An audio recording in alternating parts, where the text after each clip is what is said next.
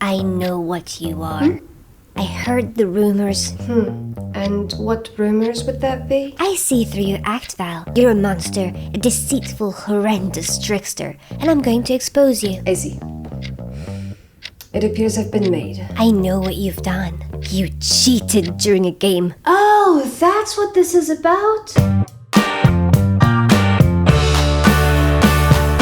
Winnifred, I promise it's not what you think. No, save your words. I can't believe you would cheat. Please just let me explain. It happened just a few times. It's happened more than once. Would it help if I said I didn't mean to cheat? Would it even be true? Or just another one of your lies? Yeah, okay, I'm actually very intentional about my cheating. You heretic. Oh my god, you're so dramatic. You know, lots of game masters cheat a little here and there. It's just a matter of how you do it. Besides, I thought you liked me because I was a heretic.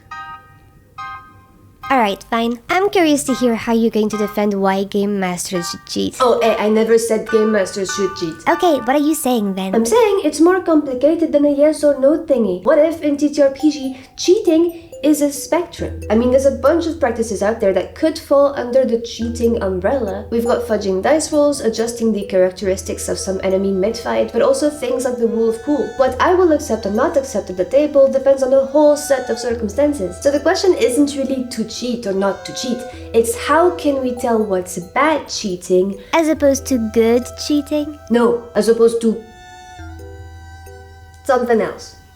Eloquent as always. Shut up. Point is, if you can understand the impacts that a practice has at the table, there's some ways that cheating can add to a game rather than subtract from it. That's actually not the first time I hear that. Yeah, like for example how some GMs change the enemy HP in the middle of combat. I'm actually really in favor of that, depending on what reasons motivate it. Go on. Okay, I'm gonna set the scene. Imagine you're a player. Sure.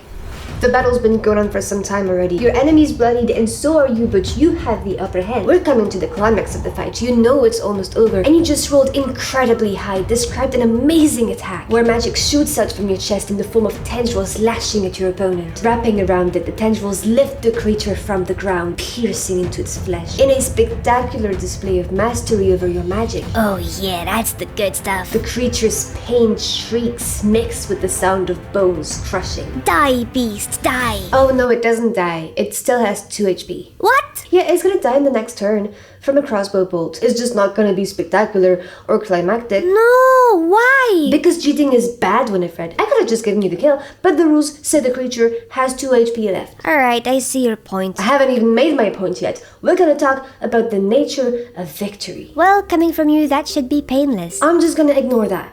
In TTRPG, we might still be operating with a bit of an archaic definition of cheating, or like the meaning of cheating was kind of carried over from other games with a different philosophy. Usually when you talk about cheating in a game, you're implying a game philosophy in which there is a clear winner and loser. But how do you win in a TTRPG game? By seeing how fast I can make a game master go insane. And if we're being serious for 1 freaking second? The players and the game master win together by telling the best possible story.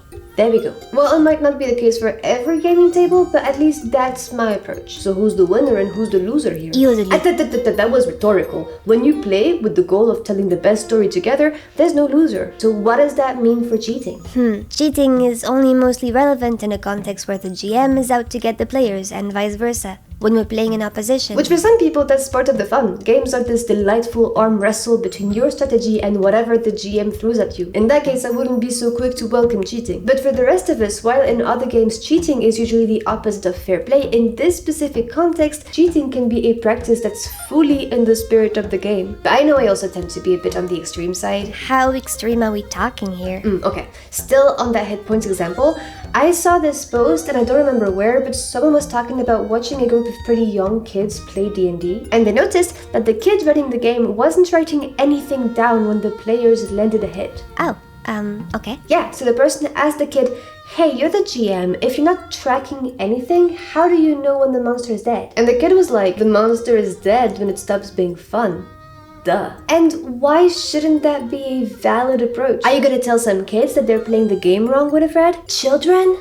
Really? You act as if I had any problem being cruel to children. Children are wonderful. I save their cries and screams in a little jar that I keep under the staircase. Yeah, I walked right into that one. You did. Regardless, That whole winning together in sunshine and rainbow stance, you could use that to justify just about anything. It's arbitrary and easy to abuse. It's a slippery slope, Val. What once was an exception becomes the pipeline to dictatorship. Which is why we need a system. I hope you understand the irony in imposing rules on cheating. I do, and I choose to ignore it for the sake of just pondering the possibilities for a freaking minute. I think for something to be cheating, it has to have these 3 elements. 1, foregoing a rule. 2, doing so for personal gain. And 3, being deceitful about it. And I think these 3 elements are what make the difference between a betrayal to your players and what is just another tool in the Game Master's toolbox. So first element, how do we feel about foregoing the rules? I mean, just bending the rules on its own isn't cheating per se. It's even part of a lot of TTRPG handbooks. A lot of them just say that sometimes it's better to just ignore a rule or make a ruling on the spot. Right, because the rules ultimately are just tools for storytelling. And there's plenty of moments where the tools at our disposal aren't necessarily the right tools for the job. Like what people call the rule of cool. It's really just a fancy way of saying that the system sometimes binds us and sometimes it doesn't work for us, so let's make it work. Yeah, exactly. The rule of cool is maybe kinda just a socially accepted way to cheat a little. And we've all encountered a couple of moments in game where we needed to bend the rules a little. So, element number 2 of cheating,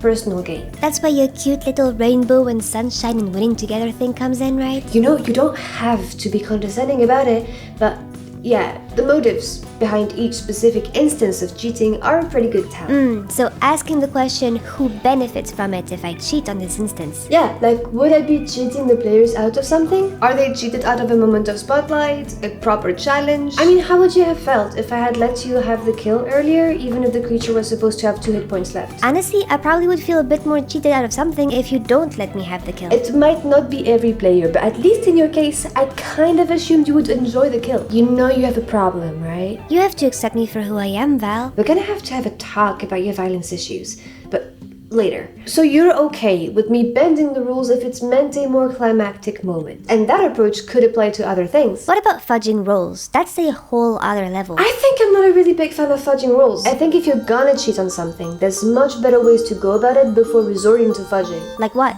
Like, I'm a firm believer in the thought that nothing is real until it's hit the table. None of your prep is set in stone until the players know about it. Oh, is this about your whole Game Master Schrodinger's box thing again? It is, and you know what? I'm gonna talk about it again because it's important. One of my first game masters told me that being a GM is like handing a box for your players to open. What they don't know is while they're opening the box, you're shoving stuff into the box from the bottom. Maybe I prepped an encounter, but the moment we start playing, oh no, this is way too easy and the players had built up such a big expectation for this baddie. Or oh no, this puzzle has a complete different solution and yet the players have a really fun theory. Well, lucky me. I have the power to bend reality and decide that the baddie had a cool transformation potion stash. I get to magically switch their stat block for the big scary monster that players have been itching to fight, or I can just decide that whatever the players are doing can be the solution to that puzzle. Nothing is set in stone, your prep isn't sacred, and that's beautiful. What were we talking about? Fudging rolls? Right, sorry. Anyways, I don't love the idea of fudging rules, but if I trust that the GM has the best interest of the game at heart, I could imagine ways to do it that I would be fine with. But I can also imagine plenty of ways where I wouldn't be fine with fudging. Say if they're fudging a rule to force the outcome of a situation despite the player's decisions and actions, railroading you and denying your impact on the story. Yeah, there's a world of nuance between tweaking a few things behind the screen to create a better experience and fully making stuff up arbitrarily so you can have things go your way. And there's also something to be said about the frequency of cheating. You have to be really sparse about it, otherwise the game kinda starts to lose its meaning. Well... What? If they're cheating, you wouldn't even know anyway that you're being cheated out of something. That's where the third element comes in. Cheating implies being deceitful. Ooh, are we gonna talk about lies and mischief and treachery? Actually, we're gonna talk about communication. Oh. Okay. Well, I'm not gonna know what's okay and not okay if I don't have a conversation with my players about what they want out of a game. Right, so you just woke up and asked them, hey, how would you feel if I cheated during a game? Maybe not in these words. Maybe this is the hardest part, how to even start the conversation. Because the moment the word cheating is out there, the first thing that comes to mind is loss of agency. How the player's actions stop mattering, stop having impact on the story. When really the intent is the opposite, but the word isn't communicating any of that. The word just communicates has malicious intent. Maybe it's actually more helpful to ask more open-ended questions, starting with how do you feel about bending the rules sometimes, if that would mean telling a better story together. And once we establish that, then we can get a bit more into the specifics. Because what does a better story even mean to us? Where are the player's priorities so I can know when it's worth it to bend the rules in favor of those priorities? And once you're all on the same wavelength and you know what your collective goals are, you can trust the game master to make the right call. And if you're transparent and vocal about your process behind the screen, sometimes your cheating can even become a house rule. Like that hit points thing, now I have a system for it. You know how D&D stat blocks have HP and then right next to it some stuff inside brackets? Yes, Succubus 66 HP and the bracket says 12d8 plus 12. Wow, kinda crazy you had that ready to go. I didn't, this is scripted. Anyways, keep going. Right. Well, it means while this is standard HP, the number in the brackets implies it's an average. So in games that prioritize narrative over crunch, why not use a range instead of a fixed HP value? So as long as you're within the range, the actual last blow goes to what makes the most sense narratively in the moment. Yeah.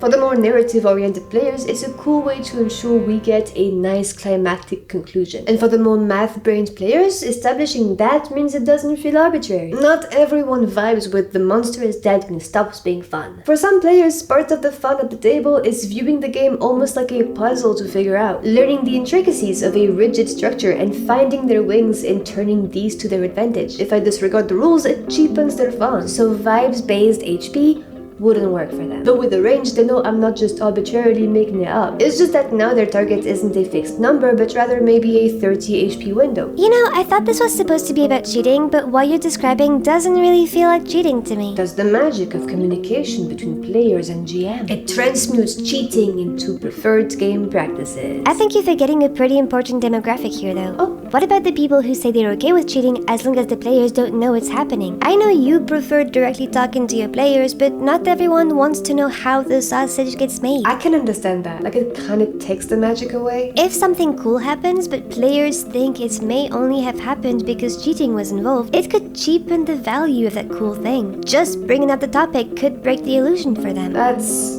Yeah, I guess in order to make that decision, if you do, you'd kind of have to go off of what you do know about the player's tastes and wants. But that's a lot of what running games is, right? Just trying to make the best possible decision on the spot given the information that's available to you and hope it works out. That sounds risky. You could have all the information in the world. You'd be making perhaps educated guesses, but guesses still. That's playing a dangerous game. Yeah, it is.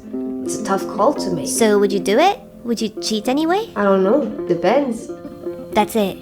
What? You don't know? I don't know. It depends. Oh my god! I don't know what you want from me, Winnifred. I don't have all the freaking answers. Oh, you're so annoying. It's a complicated topic. Lots of things in TTRPG are. I know it's easy to want some nice, neatly packaged solutions, but that's just not the reality of playing. I hate you so much right now. So this is another video without a real conclusion. Why does there always have to be a conclusion? It's not a bad thing. This is a hobby that keeps changing and experimenting and splitting into a million different ways to play. You're infuriating, you know that? Yeah, well, I'm okay with that. The whole idea of this video format is to just allow myself to meander and explore around the topic. TTRPG is too rich and complex of a hobby to have definitive answers. Not that anyone should come to you for definitive answers. I know you're trying to be mean, but like, yeah, that's true. Everyone has to make their own decision and figure out where they and their group stand on this whole spectrum of cheating. Best I can do is just ponder on a bunch of different variables and hope that it can be a good starting point for someone to see what they agree or disagree with and understand where they're at. I think